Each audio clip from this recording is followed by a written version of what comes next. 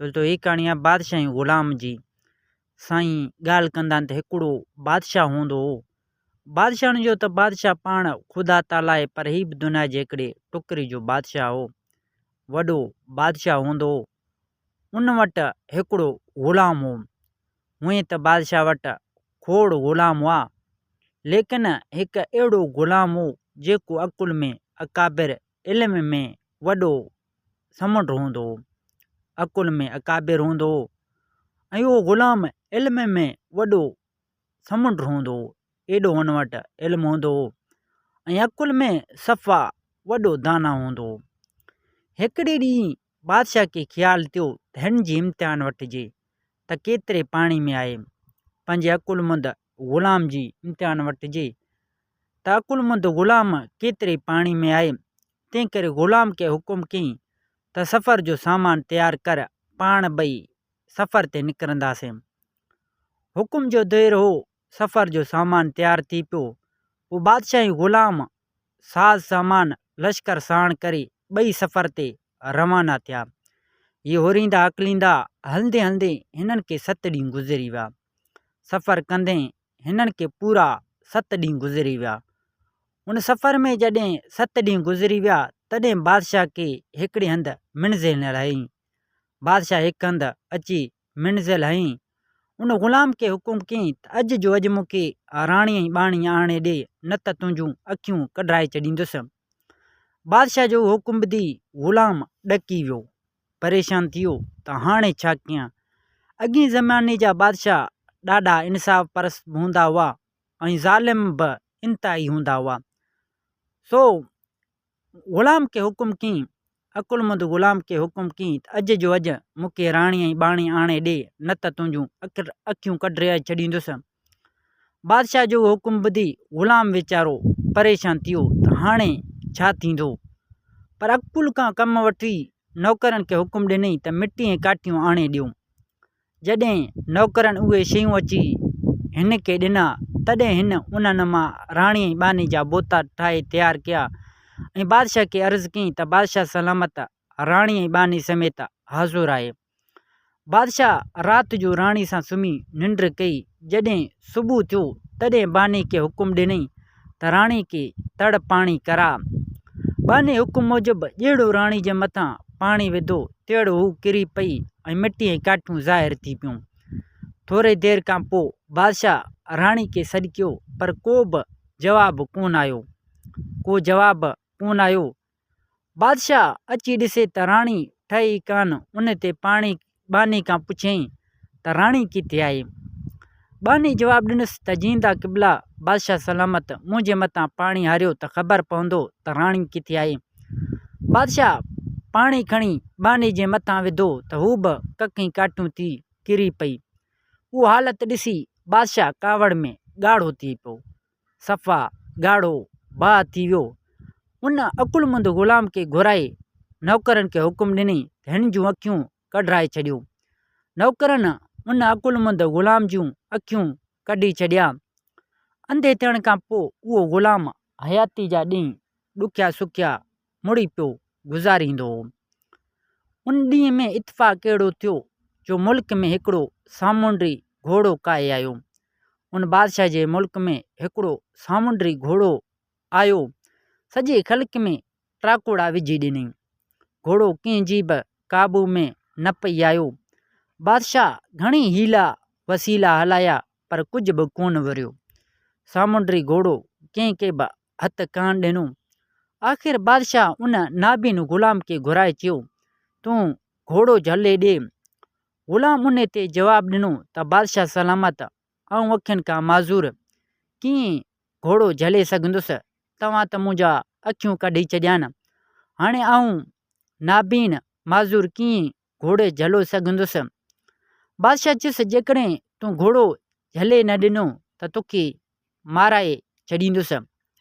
बादशाह जो हुकुम ॿुधी ग़ुलाम वेतर अची लाचार थियो त बादशाह ज़ालिम आहे, सो हाणे त जीअरे गॾाए जे खल में सिबराए छॾींदो। ग़ुलाम अची परेशान थी वियो। अची हुनखे पंहिंजी सिर सां लॻी त ही कहिड़ो बादशाह अची मुंहिंजे ॻिची में लॻो आहे। पहिरां अखियूं कढी छॾियईं, हाणे मुर्गो सिर ई थो विञाए। मजबूर थी बादशाह खे अर्ज़ु कयईं त जींदा क़िबला, भला मूंखे ॿुधायो त घोड़ो कंहिं जाइ ते लहे बि थो या न। उन ते बादशाह जवाबु ॾिनुसि त हओ, घोड़ो हर जुमे राति फलाणे हंधि लहंदो आहे।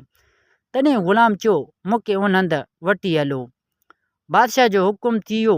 नाबीन ग़ुलाम केतिरनि माण्हुनि सां गॾिजी उन हंधि वियो जिते सामुंडी घोड़ो जुमे राति ते लहंदो हो।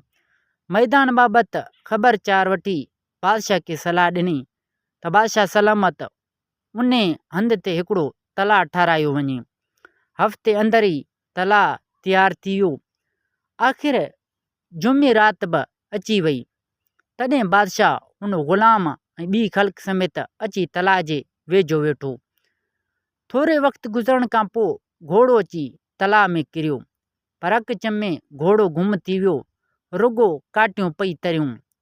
माण्हुनि उहे काटियूं खणी अची बादशाह जे अॻियां रखियूं। उन्हनि काठियुनि में हिकिड़ो सोनो पथरु लिखियलु हो। हिक सोने पथर में कुझु लिखियलु हो जंहिं ते अहिड़ो लफ़्ज़ लिखियलु हुआ जिन खे को बि पढ़ी न पई सघियो। बादशाह ख़ुदि बि हैरान थी वियो, पर पोइ बि वरी ग़ुलाम खे चयईं त ॿुधा त उन पथर ते छा लिखियलु आहे। ग़ुलाम का वाह न ॾिसी अर्ज़ु कयईं त उहो पथर मूंखे हथनि में ॾियो। जॾहिं पथर ग़ुलाम खे हथनि में ॾिनो वियो, तॾहिं उनखे ईअं हेठि मथे हेॾां होॾां हथु लाइ घणी घणी सोच वीचार खां पोइ चयईं त हिन में लिखियलु आहे। बादशाह सलामत हिन पथर में लिखियलु आहे त जेको शख़्स हीउ घोड़ो रोकींदो ऐं मूं वटि ईंदो, आउं हुन सां शादी कंदुसि। आउं हिकु शहज़ादी आहियां। बादशाह जो उहा ॻाल्हि ॿुधी सो ग़ुलाम खे चयईं त जल्दी ॿुधा त उहो घोड़ो कीअं रोकबो, उन शहज़ादी सां कीअं मिली सघिबो। ग़ुलाम जवाबु ॾिनो त बादशाह सलामत, घोड़ो त कॾहिं को हिते अव्हांजे तलाउ में झलिजी वियो आहे। हाणे अव्हांजे बादशाह में कॾहिं बि को नुक़सानु कोन कंदो। बाक़ी रही शहज़ादी, सो जेकॾहिं को ग़ुराब तयारु थिए त उन में चढ़ी उन जा हली हथु करे सघिबो। सामुंडी घोड़े वारी शहज़ादी ज़रूरु कंहिं दरिया या समुंड जे किनारे सां रहियल हूंदी। उन ते बादशाह हुकुम ॾिनो। हिकिड़ो वॾो ग़ुराब ठही तयारु थियो, जंहिंमें बादशाह लश्कर उन नाबीन ग़ुलाम समेत चढ़ी सफ़र ते रवाना थी विया। बादशाह खे उन सफ़र में घणा ॾींहं गुज़री विया, पर घोड़ी या शहज़ादी जी का ख़बर कान पई। आख़िर हिकिड़े ॾींहुं बादशाह खे ग़ुलाम ॿुधायो त बादशाह सलामत, शहज़ादी हिन शहर में आहे। बादशाह उहो ॿुधी ग़ुराब खे लंगर हणण जो हुकुम ॾिनो। जॾहिं ग़ुराब बीठो, तॾहिं बादशाह वज़ीर अमीर साण करे शहर ॾांहुं रवानो थी वियो। बादशाह ग़ुलाम ऐं वज़ीरनि अमीरनि साण उन शहर ॾांहुं रवानो थियो। उन विच में शहज़ादी खे ख़बर पहुती त कंहिं ॿूरां ॾे जी ग़ुराब अची लंगर हयो आहे। सो वेस बदिलाए जहाज़ ते आई ऐं सॼी ख़बरचार वरितईं। जॾहिं शहज़ादी खे सारी हक़ीक़त मालूम थी वई, तॾहिं उन ग़ुलाम खे पाण सां मालात में वठी वई। शहज़ादी वटि हिकु क़ीमती सुरमो हूंदो हो, जंहिं मां सुरे पाराए अखियुनि में पातईं त उहो नाबीन ग़ुलाम थोरे देरि खां पोइ हिन जी ॿिन्ही अखियुनि में नूर अची वियो। उन बाद शहज़ादी पीउ खे न्यापो मोकिलियो त बाबा साईं, मूं पंहिंजो घोटु ॻोल्हे लधो आहे।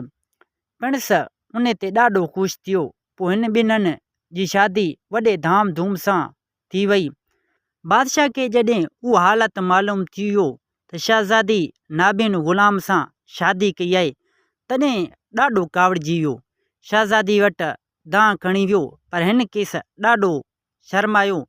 चयईं त ए बादशाह, तूं अखियुनि हूंदे बि अंधो हुई। तोखे एतिरो बि अकुलु कोन आयो त 7 ॾींहंनि जे मुसाफ़िले ते अकचम में राणी ऐं बानी कीअं पहुची सघिबो। वरी काठियुनि ऐं कखनि जी राणी ठहण ते ग़ुलाम जे अकुल ऐं हुनर जे आफ़रीन चवण बदिरां तोखे एॾी ख़ार आई जो तूं पंहिंजे वफ़ादार अकुलमंद ग़ुलाम खे उन जूं अखियूं कढाए छॾियूं। हाणे जंहिं रस्ते तां आयो आहीं उन रस्ते खां वापसि वञ। बादशाह शहज़ादी जी हालत ॿुधी माटड़ी करे पंहिंजे मुल्क ॾांहुं रवानो थी वियो। थोरनि घणनि ॾींहंनि खां पोइ शहज़ादी जो पीउ बि सॼी हुकूमत जूं वाॻियूं पंहिंजे धीउ जे हवाले करे वञी इबाबत करणु लॻो ऐं शहज़ादी पंहिंजे मुड़ुस सां हयाती जा बाक़ी ॾींहं सुख शांत में गुज़ारणु लॻो। हिते हिन कहाणी जी बि पुॼाणी थी। दोस्तों उम्मीद कयां थो हीअ कहाणी तव्हांखे ज़रूरु पसंदि आई हूंदो। कहाणी पसंदि अचण ते हिन वीडियो खे लाइक कंदा। जेकॾहिं तव्हां असांजे यूट्यूब चैनल सिंधी कहाणियूं ते नवां आया आहियो त चैनल खे सब्सक्राइब करे घंटी जे निशान ते ज़रूरु क्लिक कंदा। तो मिलंदासीं नई कहाणी में। हिन वक़्तु अल्लाह हाफ़िज़।